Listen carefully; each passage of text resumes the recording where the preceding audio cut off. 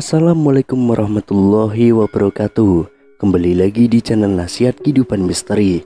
Pada video kali ini saya akan membahas tentang Tanah Jawa memang negeri para nabi. Tanah Jawa inilah negeri para nabi yang telah terkubur oleh sejarah, bahkan oleh mereka yang menamakan diri penganut kejawen. Dari hasil riset peneliti muda yang tergabung dalam tim studi sains Al-Quran, di mana mereka telah menyelenggarakan ekspedisi menjelajah negeri para nabi, mereka menemukan bahwa situs Nabi Daud dan Nabi Sulaiman ada di Jawa Tengah, sedangkan situs Nabi Nuh ada di Jawa Timur, di mana di daerah ini terdapat kembaran Gunung Ararat di Turki, yaitu gunung tempat berlabuhnya perahu Nabi Nuh.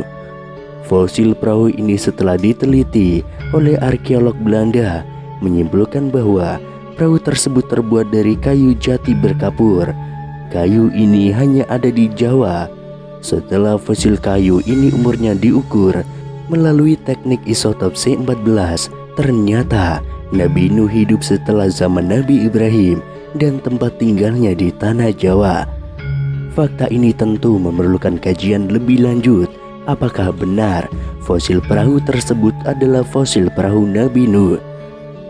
Majalah Times edisi 1 Februari tahun 2010 memuat pernyataan Raphael Grimberg, seorang dosen di Universitas Tel Aviv.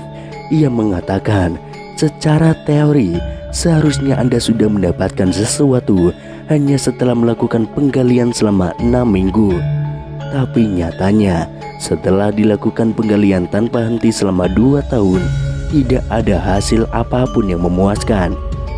Times menyebut, dalam 4 tahun terakhir, berbagai organisasi Yahudi ekstrim sudah mengepung kota Yerusalem untuk melakukan penggalian bawah tanah di sekitar dan di bawah Masjid Al-Aqsa. Termasuk organisasi Eliyad yang juga fokus bekerja untuk mendirikan pemukiman imigran Yahudi di Yerusalem. Selain itu, juga lembaga Eri David yang juga fokus melakukan penggalian di Siluan. Menurut Profesor Feinstein asal Israel, yang juga ilmuwan sejarah di Universitas Tel Aviv, mereka yang melakukan penggalian bawah tanah di Yerusalem mencampur adukan antara agama dengan ilmu pengetahuan. Eliyad meyakini dogma agama bahwa ada peninggalan sejarah Daud di sana, tapi sampai sekarang tidak pernah ditemukan. Selain itu, Profesor Yone Mazarahe, juga pakar arkeologi Israel, mengatakan Eliyad tidak menemukan apapun dari penggalian. Bahkan sekedar pelang tulisan "Selamat datang" di Istana Daud juga tidak ditemukan. Mereka hanya mendasarkan keyakinan pada teks-teks yang dianggap suci oleh mereka sebagai panduan penggalian. Dari fakta-fakta ini bisa kita simpulkan bahwa Bani Jawi atau suku-suku di Nusantara ini adalah Bani Israel yang tetap beriman kepada Nabi Musa dan mendiami tanah yang dijanjikan atau The Promised Land, yaitu benua Atlantis yang sekarang disebut Indonesia. Sedangkan Bani Israel yang berdiaspora ke seluruh dunia adalah mereka yang dikutuk oleh Allah karena mendustakan Nabi Musa alaihissalam. Adapun Bani Israel yang sekarang menjajah Palestina sebenarnya adalah Yahudi produk rekayasa. Maksudnya Bani Israel dari suku ke-13, yaitu suku Khazar, hasil kawin campur Bani Israel yang berdiaspora dengan penduduk lokal dan saat ini posisinya mayoritas. Klaim atas Yerusalem sebenarnya sebuah kekeliruan yang disengaja. Padahal Yerusalem, Temple of Solomon, dan tabut yang mereka cari selama ribuan tahun berada di tanah Jawa, yaitu di Candi Borobudur dan Negeri Sleman di Yogyakarta.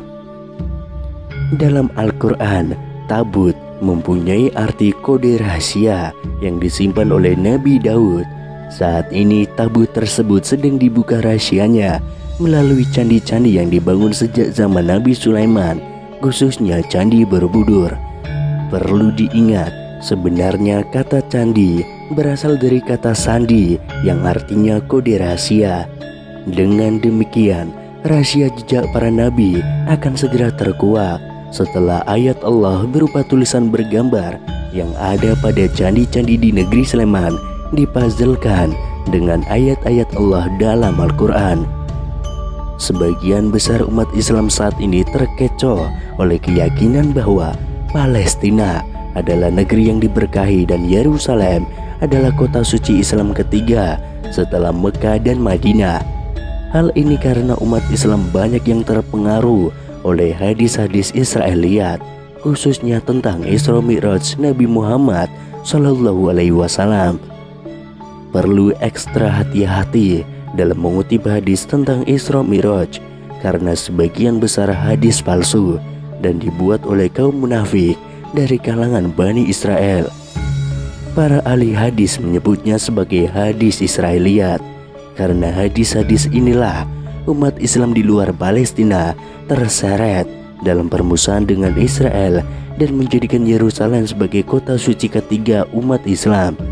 Padahal waktu Kanjeng Nabi Isra Mi'raj, apa yang disebut Masjidil Aqsa sebenarnya adalah gereja. Waktu itu Yerusalem masih dikuasai Roma. Kalau waktu itu dikatakan Nabi menjadi imam sholat berjamaah dengan para nabi, pertanyaannya, sholat apakah gerangan? Sementara dalam hadis-hadis Israiliyat tersebut dikatakan Isra Mi'raj dalam rangka menjemput perintah sholat 5 waktu sebagai hasil transaksi antara Nabi dengan Allah dengan Nabi Musa sebagai konsultannya. Pertanyaan berikutnya adalah, mengapa harus Nabi Musa yang menjadi rujukan Nabi Muhammad? Inilah cerdasnya Bani Israel yang telah berhasil menusuk jantung akidah umat Islam melalui hadis-hadis palsunya hingga umat Islam terpecah belah. Energi terkuras habis karena terseret dalam pusaran konflik Israel-Palestina. Sementara Bani Israel karena ketekunannya telah berhasil menguasai dunia melalui infiltrasi ke segenap lini kehidupan. Saat ini fokus mereka adalah Indonesia, khususnya tanah Jawa. Mengapa Jawa? Dalam Al-Quran dikatakan bahwa ulama-ulama atau ilmuwan Bani Israel mengenal Al-Quran sebagaimana mereka mengenal anak-anaknya sendiri. Cobalah kita mengambil ibrah dari kemampuan Nabi Daud alaihissalam dalam teknologi peleburan besi dan manajemen pengelolaan gunung yang diwariskan di tanah Jawa.